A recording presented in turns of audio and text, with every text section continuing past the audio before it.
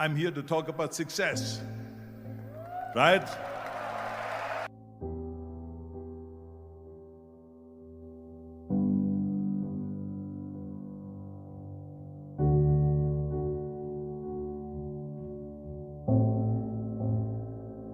The first rule of success is to have a vision. You see, if you don't have a vision of where you go, and if you don't have a goal where you go, you drift around and you never end up anywhere.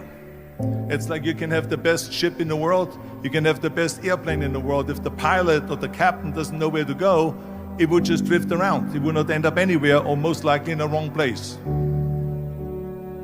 So I was very fortunate that I stumbled onto my vision. I mean, as you know, I was born in 1947 in Austria after the Second World War. And I didn't really like Austria when I grew up. I couldn't wait to get out of there. I couldn't see myself becoming a farmer or a worker in a factory or anything like that. Even though my parents wanted me to stay there and have a normal life. My father wanted me to become a police officer like he was. My mother wanted me just to stay there and marry a girl with the name of Heidi, hopefully, and have a bunch of kids and run around like the Van Trapp family in The Sound of Music. But that was their vision, not mine. My vision was totally different. I felt that I was born for something special, for something unique, for something big. You know how great it felt that I knew where I was going? Imagine the majority of people don't know where they're going. When you have a goal, when you have a vision, everything becomes easy.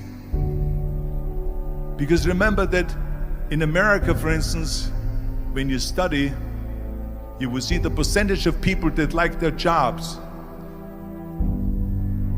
74% hate their job in America. Now, there's not much different when you come to Europe.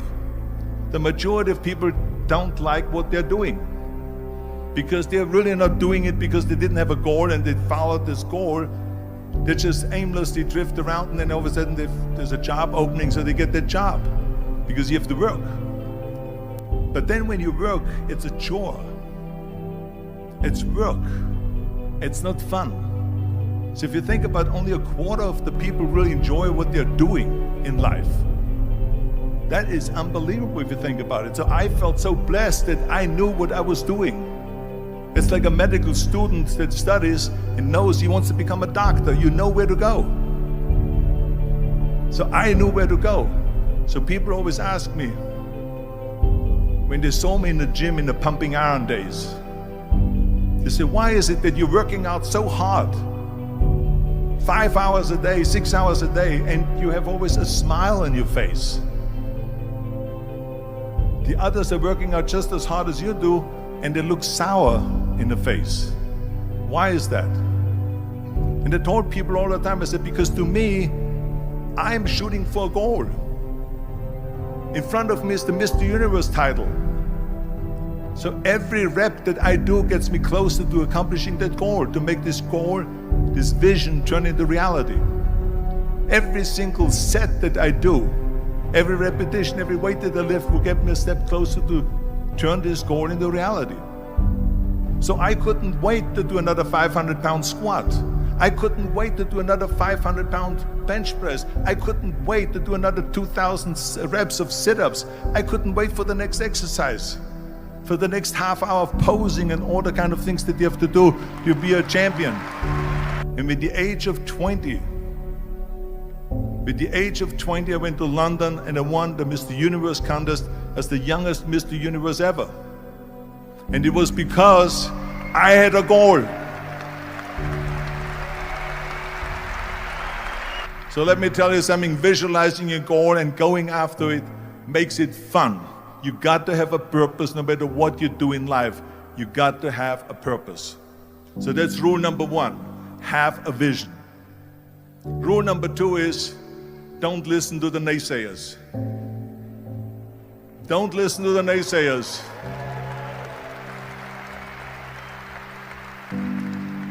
Everything I ever did, the thing that I heard out of people's mouth was, that's impossible. that can't be done or no. So whenever someone said to me, it can't be done, I heard it can be done. When they said no, I heard yes. And when they said it's impossible, I heard it is possible. I'm a strong believer of what Nelson Mandela said, that everything is always impossible until someone does it. Well, I'm going to be the one, I said to myself, I'm going to do it and I'm going to show it to them. Maybe it has never been done before. That's perfectly fine with me. But I'm going to do it. And I did not listen to the naysayers. The next thing, the third point that I'm going to make to you is, before we sit down with Jürgen and talk about the rest of the three, is work your ass off. There is no magic pill. There is no magic out there. You cannot get around. You have to work and work and work. And it drives me crazy when people say they don't have enough time to go to the gym for 45 minutes a day and work out. Or to do something for 45 minutes to an hour a day to improve. If it is physically improve or if it is mentally to improve. Imagine you read 1 hour a day about history. How much you will learn after 365 hours in 1 year. Think about if you study about the history of musicians, of composers, how much you would know. Imagine if you would work on a business, on some business that you want to develop every day for an hour. Imagine how further along you will go and get. So it drives me nuts because when people say we don't have the time, we have 24 hours a day. We sleep 6 hours a day, so that gives you still 18 hours. Now there's someone shaking their head out here in front. They say probably, I don't sleep 6 hours, I sleep 8 hours, right? Or just sleep faster.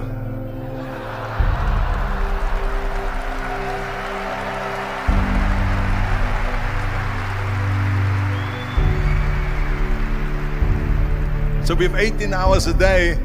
The average person works around 8 to 10 hours. So let's assume it's 10 hours, so we have 8 hours left. Then you travel around an hour a day, maybe 2 hours a day. So now you have still 6 hours left. So what do you do with these 6 hours? What do you do with these 6 hours? Then we eat a little bit, then we schmooze a little bit, talk a little bit to people and all that stuff. But you can see how much time there is available if you organize your day. So you got to work hard. I mean, let me tell you something. When I went to America, I went to college. I went and worked out 5 hours a day. And I was working on construction. Because in those days in bodybuilding, there was no money. I didn't have the money for food supplements or anything. So I had to go to work. So I worked on construction. I went to college. I worked out in the gym, and at night from 8 o'clock at night to 12 midnight, I went to acting class 4 times a week. So I did all of that. There was not one single minute that I wasted. I became very friendly with Muhammad Ali in the 70s. And Muhammad Ali worked his butt off. And I saw it firsthand. And I remember that there was a sports writer that was there in the gym when he was working out and he was doing sit-ups. And they asked him, how many sit-ups do you do? And he said, I don't start counting until it hurts. Now think about that. He doesn't start counting his sit-ups until he feels pain. That's when he starts counting. That is working hard. And so you can't get around the hard work. It doesn't matter who it is. As a matter of fact, I believe what Ted Turner said. Work like hell and advertise.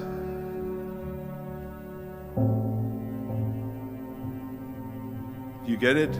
Work like hell, go to bed, and early to rise. Work like hell and advertise. So you work your ass off, and then you let the world know about your work.